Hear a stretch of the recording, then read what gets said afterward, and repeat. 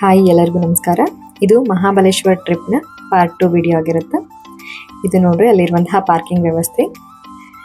ಅಲ್ಲಿಂದ ಟೆಂಪಲ್ ಏನು ಜಾಸ್ತಿ ದೂರ ಇಲ್ಲ.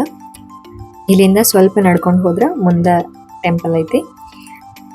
ಇಲ್ಲಿ ನೋಡ್ರಿ, ಟೆಂಪಲ್ ಹೋಗೋ ದಾರಿ ಒಳಗೆ ಇಷ್ಟೆಲ್ಲ ಶಾಪ್ಸ್ ಇದಾವ. ದೇವರಿಗೆ ಹೂವು ಅದು ಏನಾರ ತೊಗೊಂಡು ಹೋಗ್ಬೇಕಂದ್ರೂ ಇಲ್ಲೇ ಸಿಗ್ತಾವ. ಒಂದು ಪ್ಲೇಟ್ದಾಗ ಹೂವು ಅದು ಎಲ್ಲ ಇಟ್ಟಿರ್ತಾರೆ, ಅದಕ್ಕೆ 100 ರೂಪೀಸ್. ಅದ್ರ ಜೊತೆಗೆ ಒಂದು ಸಣ್ಣ ಕಲ್ಸಕ್ರೆ ಪ್ಯಾಕೆಟ್ ಇರುತ್ತೆ. ಇದೇ ನೋಡ್ರಿ ಶ್ರೀ ಮಹಾಬಲೇಶ್ವರ ಮಂದಿರ. ದೇವರದು ಮುಖದರ್ಶನ ಅಷ್ಟ ಮಾಡ್ಬೇಕಂದ್ರೆ ಇಲ್ಲಿ CCTV ಲೈವ್ ಇರುತ್ತೆ. ನಾವಿಲ್ಲೇನ ದರ್ಶನ ಮಾಡಬಹುದು. ನಾವು ಸ್ಪರ್ಶ ದರ್ಶನ ಮಾಡ್ಬೇಕಂದ್ರೆ ಒಳಗಡೆ ಹೋಗ್ಬೇಕಾಗತ್ತೆ. ಇಲ್ಲಿ ಒಳಗಡೆ ಫೋನ್ ಅಲೋ ಇರಲಿಲ್ಲ. ಮಹಾಬಲೇಶ್ವರ ತನ್ನ ಪ್ರಾಕೃತಿಕ ಸೌಂದರ್ಯಕ್ಕೆ ಎಷ್ಟು ಹೆಸರುವಾಸಿಯಾಗಿದೋ ಅದಕ್ಕಿಂತ ಹೆಚ್ಚು ಪ್ರಾಧಾನ್ಯತೆ ಈ ದೇವಸ್ಥಾನಕ್ಕೆ ಐತಿ. ಈ ದೇವಸ್ಥಾನದ ಪೌರಾಣಿಕ ಹಿನ್ನೆಲೆ ಏನಂದ್ರೆ, ಇದು ವಿಶ್ವದಲ್ಲಿಯೇ ಏಕೈಕ ಸ್ವಯಂಭೂಲಿಂಗು. ಅದು ರುದ್ರಾಕ್ಷಿ ರೂಪದಲ್ಲಿರುವುದು ನೀವು ನೋಡ್ತಿರ್ಬೋದು. ಇಲ್ಲಿ ಪುರಾಣಗಳ ಪ್ರಕಾರ ಈ ಪ್ರದೇಶದಲ್ಲಿ ಮೊದಲು ಮಹಾಬಲ ಮತ್ತು ಅತಿಬಲ ಅನ್ನುವಂತಹ 2 ರಾಕ್ಷಸರು ಇಲ್ಲಿನ ಜನರಿಗೆ ಬಹಳ ಉಪಟಳ ಕೊಡ್ತಿರ್ತಾರೆ. ಆಗ ದೇವಾನುದೇವತೆಗಳು ವಿಷ್ಣುವಿನ ಹತ್ರ ಹೋಗಿ ಅವರನ್ನ ಸಂಹಾರ ಮಾಡೋದಕ್ಕಂತ ಪ್ರಾರ್ಥನೆ ಮಾಡ್ತಾರೆ. ಅವರ ಮಾತಿನಂತೆ ವಿಷ್ಣು ಬಂದು ಅವರನ್ನ ಸಂಹಾರ ಮಾಡೋದಕ್ಕೆ ನೋಡಿದಾಗ ಅವರು ಸಾಯಂಗಿಲ್ಲ. ಯಾಕಂದ್ರೆ ಅವರಿಗೊಂದು ವರದಾನ ಇರುತ್ತೆ. ಆ ವರದಾನದ ಪ್ರಕಾರ ಬ್ರಹ್ಮ, ವಿಷ್ಣು, ಮಹೇಶ್ವರ 3 ಜನ ಸೇರಿ ಅವರನ್ನ ವಧೆ ಮಾಡಬಹುದಾಗಿರುತ್ತೆ. ಅದರಂತೆ 3 ಜನ ಸೇರಿ ಆ ಮಹಾಬಲ ಅನ್ನುವಂತಹ ರಾಕ್ಷಸನನ್ನ ವಧೆ ಮಾಡ್ತಾರ. ಅತಿಬಲ ಅನ್ನುವಂತಹ ರಾಕ್ಷಸನ ವಧೆ ಶಿವ ಮತ್ತು ವಿಷ್ಣುವಿನಿಂದ ಆಗುತ್ತೆ. ಮಹಾಬಲ ಮತ್ತು ಅತಿಬಲನನ್ನ ವಧೆ ಮಾಡಿದ್ದಕ್ಕಾಗಿ ಅವರ ಕೋರಿಕೆಯ ಪ್ರಕಾರ ಮಹಾಬಲ ಮತ್ತು ಅತಿಬಲ ಅನ್ನುವಂತಹ ಹೆಸರಿನಿಂದಲೇ ಶಿವ ಮತ್ತು ವಿಷ್ಣು ಇಲ್ಲಿ ನೆಲೆಗೊಳ್ತಾರೆ. ಹೀಗಾಗಿನ ಇಲ್ಲಿ ಮಹಾಬಲೇಶ್ವರ ಮತ್ತು ಅತಿಬಲೇಶ್ವರ ಅನ್ನುವಂತಹ ದೇವಸ್ಥಾನ ಇಲ್ಲಿ ನೋಡಬಹುದು. ಇದು ಇಲ್ಲಿನ ಪೌರಾಣಿಕ ಹಿನ್ನೆಲೆ.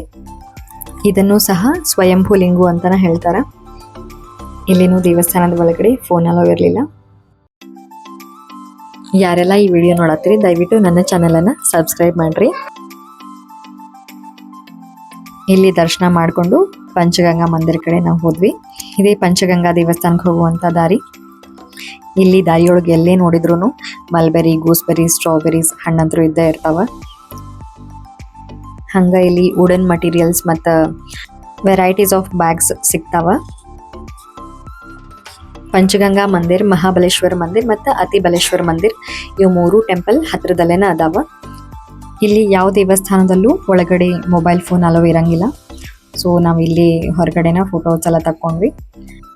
ಇದಕ್ಕೆ ಪಂಚಗಂಗಾ ಮಂದಿರ ಅಂತ ಯಾಕೆ ಹೆಸರು ಅಂತಂದ್ರೆ, ಇಲ್ಲಿ ಒಳಗಡೆ ಒಟ್ಟು 5 ನದಿಗಳು ವರ್ಷದ 12 ತಿಂಗಳು ಹರಿತಾ ಇರ್ತಾವ.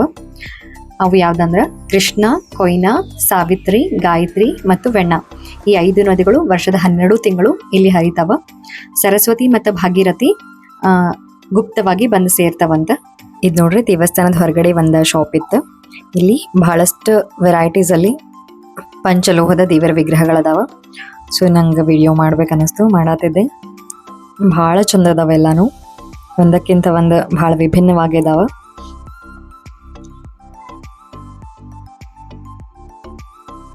ಇದನ್ನ ನೋಡಿಕೊಂಡು ನಾವು ಕೃಷ್ಣಾಯಿ ಟೆಂಪಲ್ ಕಡೆ ಹೋಗತ್ತಿದ್ವಿ. ಇಲ್ಲಿಂದ ಅರ್ಧ ಕಿಲೋಮೀಟರ್ ನಡ್ಕೊಂಡು ಹೋದ್ರೆ ಮುಂದೆ ಕೃಷ್ಣಾಯಿ ಟೆಂಪಲ್ ಸಿಗುತ್ತೆ.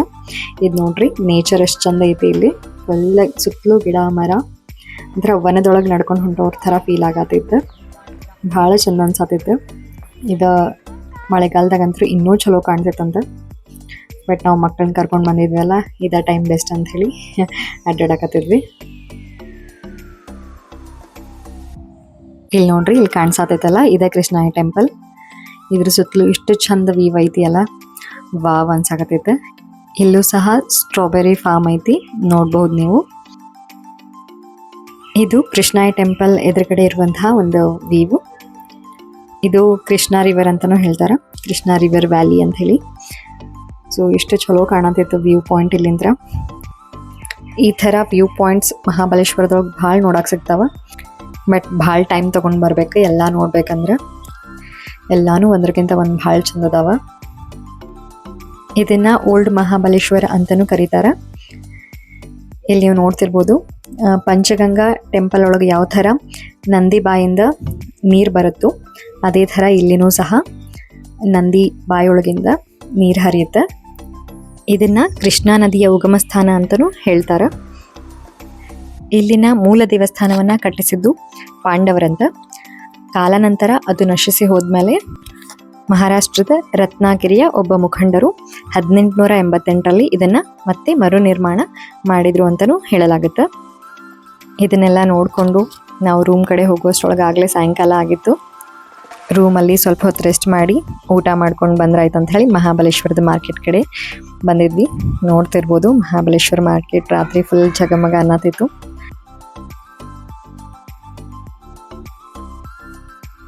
ಮಹಾಬಲೇಶ್ವರದಾಗ ನೀವು ಎಲ್ಲೇ ಹೋದ್ರೂ ಜಲ್ಲಿ ಕ್ಯಾಂಡೀಸ್ ಅಂತೂ ಸಿಗ್ತಾವ.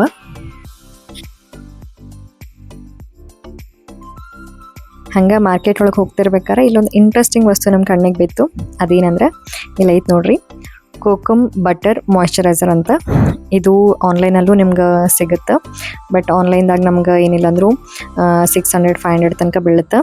ಬಟ್ ಇಲ್ಲಿ 150 ರೂಪೀಸ್ಗೆ ಅದನ್ನು ಕೊಡತ್ತಿದ್ರು. ಕೋಕಮ್ ಬಟರ್ ಮಾಯ್ಶ್ಚರೈಸರ್ ಅಂದರೆ ಕೋಕಮ್ ಬೀಜಗಳಿಂದ ಮಾಡಿರುವಂಥ ಒಂದು ನ್ಯಾಚುರಲ್ ಮಾಯ್ಶ್ಚರೈಸರ್. ಅದನ್ನು ಸ್ವಲ್ಪ ಹೀಟ್ ಮಾಡಿ ಈ ಥರ ಕೈಗೆ ಹಚ್ಚಿದ್ರೆ ಅದು ಮಾಯ್ಶ್ಚರೈಸ್ ಮಾಡುತ್ತಂತ. ನಿಜವಾಗ್ಲೂ ಡಿಫ್ರೆನ್ಸ್ ಅಂದರೂ ಕಾಣತಿತ್ತು. ನಿಮಗೂ ಎಲ್ಲಾದರೂ ಸಿಕ್ಕರೆ ಖಂಡಿತ ಟ್ರೈ ಮಾಡಿ ನೋಡ್ರಿ. ಇಲ್ಲಿ ಒಂದು ರೆಸ್ಟೋರೆಂಟಲ್ಲಿ ಊಟ ಮಾಡಿ ನಾವು ಹೊರಗಡೆ ಪಾನ್ ತಿನ್ನಕ್ಕಂತ ಹೋದ್ವಿ. ಹೋಪ್ ನಿಮ್ಮೆಲ್ಲರಿಗೂ ಈ ವಿಡಿಯೋ ಇಷ್ಟ ಆಗುತ್ತೆ ಅಂತ ಭಾವಿಸ್ತೀನಿ. ಇಷ್ಟ ಆದರೆ ದಯವಿಟ್ಟು ಶಿವಲೀಲಾ ಪವಾಡಿ ಲಾಗ್ಸ್ ಚಾನಲನ್ನು ಲೈಕ್ ಮಾಡಿರಿ, ಶೇರ್ ಮಾಡಿರಿ ಮತ್ತು ಸಬ್ಸ್ಕ್ರೈಬ್ ಮಾಡೋದು ಮರಿಬೇಡ್ರಿ.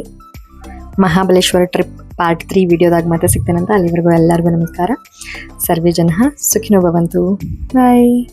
Thank you for watching.